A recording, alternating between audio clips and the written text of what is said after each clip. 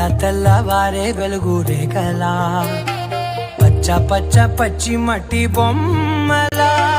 అల్లి బిల్లి వెన్న పాల నురగలా అచ్చ తెలుగు ఇంటి పూల కొమ్మలా